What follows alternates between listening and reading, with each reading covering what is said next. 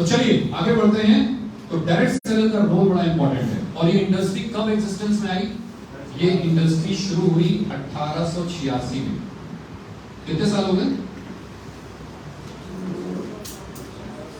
14 साल उधर,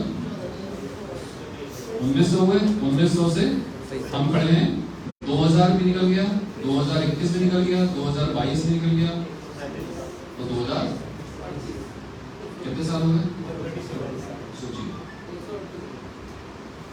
मतलब हमारी सबकी देश तो काफी बड़ी है। हमारे घर में दादा परदादा होंगे, शायद उनकी एज भी इसके आसपास किसी एक आध की हो सकती है, वरना वो भी नहीं होंगे, उनसे भी पुरानी। और पता है, बुरा ना मानेगा, आप में से बहुत सारे लोग यहाँ दुकानदार भी होंगे जो ट्रेडिशनल बिजनेस करते होंगे, आए ना? हैं कुछ लोग? नहीं है, कोई नहीं है यहाँ दुकानदार? चलो बढ़िया है, तब तो मैं खुल के बोल सकता हूँ। अरे तो भैया ये जो चैनल में जो ये हमारा नॉर्मल जो चैनल है, सिस्टम है प्रोडक्ट बेचने का, वो लोग इस इंडस्ट्री को क्यों आने देंगे?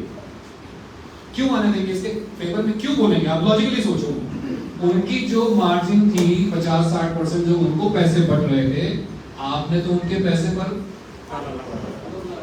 रोक लगा दी और वो पैसे डायरेक्ट आपको आने लगे, तो वो आपसे खुश होंगे? वो इस इंडस्ट्री को फलने फूलने देंगे? लॉजिकली बात को समझो। और इसीलिए कंज्यूमर अगर सही नहीं बोलता या कंज्यूमर गलत बोल रहा है या प्रोस्पेक्ट गलत बोल रहा है, तो उसको दोष मत दो, क्योंकि उसके पास ज्ञान नहीं है। आपके पास तो ज्ञान है, उसको नहीं पता है।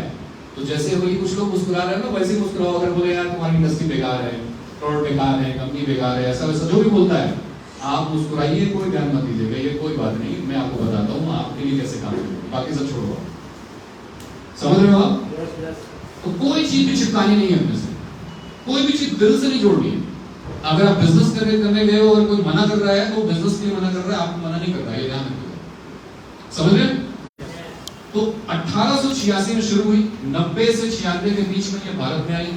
और अगर 2022 के आंकड़े देखें तो 19,000 करोड़ से ज्यादा का व्यापार इस इंडस्ट्री ने 2022 में किया है। और लगातार ये देखेंगे तो पिछले कई सालों से हर साल 13% की ग्रोथ से आगे बढ़ रही है। CAGR का मतलब होता है कंटिन्यूअस एवरेज ग्रोथ रेट। साल दर साल पिछले साल के मुकाबले कितना परसेंट ग्रो कर रही है? लगभग 13% 13% 13% 13% 13% 13% ग्रो कर रही है। ये क्या दर्शाता है? GDP ग्रोथ भी 6-7% से ज्यादा नहीं होती मैक्सिमम, तो उससे डबल की ग्रोथ कर रही है। मतलब इस इंडस्ट्री का पोटेंशियल बहुत ज्यादा है। और मैं आपको बता दूं, भारत में आज आप जानते नहीं होंगे इतनी सारी डायरेक्ट सेलिंग कंपनी काम कर रही है। ग्लोबल लेवल पर इतनी कंपनी हैं जिनकी आपको जानकारी ही नहीं होगी। बहुत सारी कंपनी है, अब तो ग्लोबली आप देख रहे हैं G20 हो रहा है, बहुत सारी चीजें हो रही हैं ग्लोबल लेवल पर। आज अगर आप देखें स्टेबल गवर्नमेंट होने की वजह से बहुत सारे हमें बेनिफिट मिल रहे हैं, बहुत सारी जगह हम अपने नाम कमा रहे हैं। तो इस वजह से बहुत सारी कंपनियां इंडिया में आना चाहती हैं बाहर, और हम इकलौती ऐसी कंपनी है जो इंडिया ही नहीं, इंडिया से बाहर जाकर के बिजनेस बिल्ड कर रहे हैं। We should be proud.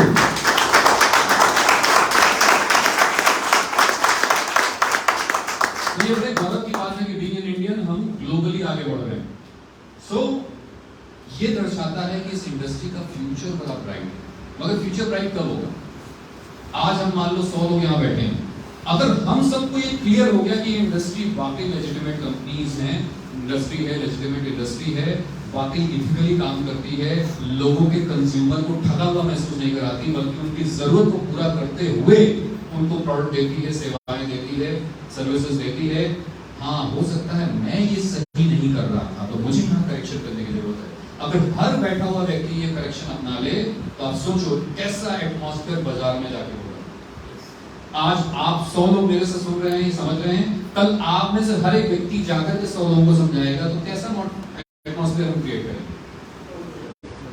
ये आपके लिए नहीं बल्कि पूरी की पूरी इंडस्ट्री के लिए बहुत पॉजिटिव काम है ना?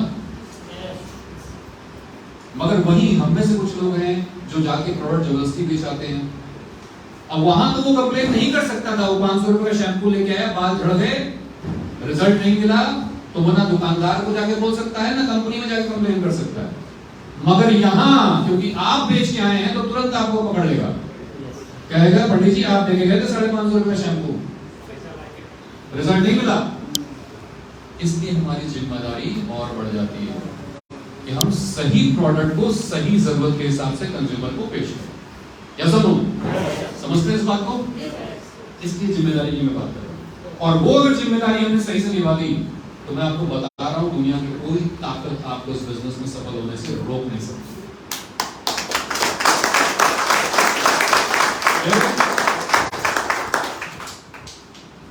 तो क्या करना होगा इस इंडस्ट्री में कदम रखते ही हमें? सबसे पहला काम क्या देगा? यहाँ कभी गए ऐसी जगह? आजकल तो हर रोज जाते हैं हम, है ना? नहीं जाते? Very good.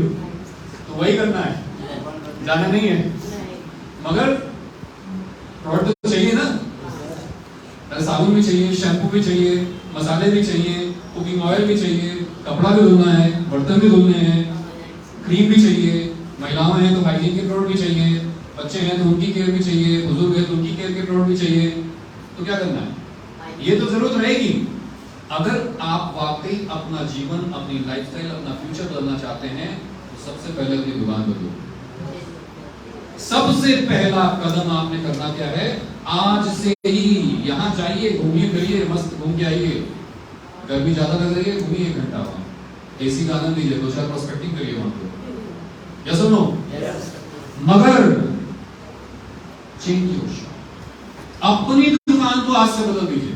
आपके घर में साबुन, तेल, मंजन यानी जो भी प्रोडक्ट आईएनसी में आता है 350, उसमें से एक भी प्रोडक्ट आपका बाजार का नहीं आना चाहिए।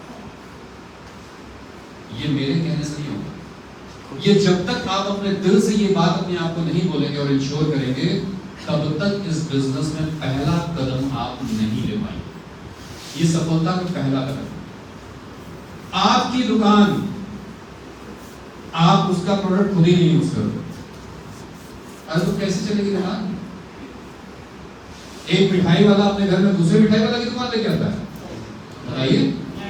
अपने ही दुकान की मिठाई लेके आएगा। जब वो अपने ही दुकान की मिठाई नहीं खा रहा है, इसका मतलब उसकी मिठाई में कुछ गड़बड़ है। या सुनो, एक सब्जी वाला अपने घर में वो सब्जी नहीं खा रहा है।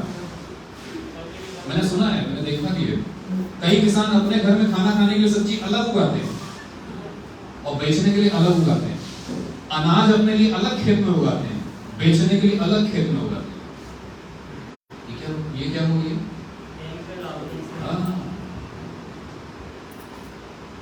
तो आप बिजनेस कर रहे हैं, प्रोडक्ट आपके हैं, आपके पास इस तरीके के। साबुन अपना नहीं यूज करके बाजार का यूज कर रहे हैं, शैम्पू अपना नहीं यूज करके बाजार का यूज कर रहे हैं, कपड़े धोने के प्रोडक्ट अपने नहीं यूज करके बाजार का यूज कर रहे हैं, बर्तन धोने के डिशवॉश नहीं यूज कर रहे, बाजार का कोई प्रोडक्ट यूज कर रहे हैं। तो फिर कैसे एक्सपेक्ट करेंगे कि आपका बिजनेस बढ़ेगा? या सुनो, समझ रहे हैं? अब बात आती है व्हाई आईएमसी। क्यों आईएमसी के प्रोडक्ट लें? क्यों आईएमसी के साथ ही जुड़ करके इस शॉप को चेंज करें? आई एम श्योर आप सब यहाँ पे ऑलरेडी जुड़े हुए हैं, तो आपने तो ऑलरेडी ये कदम कर लिया है, पर फिर भी मैं आपको बताता हूँ कुछ चीजें। पहली चीज कि आईएमसी एक ऐसी कंपनी है जो 2007 से लेकर 16 सालों का सफर हो गया 2023 तक, जो ग्लोरियसली ग्रो कर रही है, कंटिन्यूअस साल पर साल ग्रो करती चली जा रही है। क्यों ग्रो कर रही है? उसके पीछे बहुत सारे स्ट्रॉन्ग कारण। सबसे पहला स्ट्रॉन्ग कारण है आपकी विजनरी मैनेजमेंट।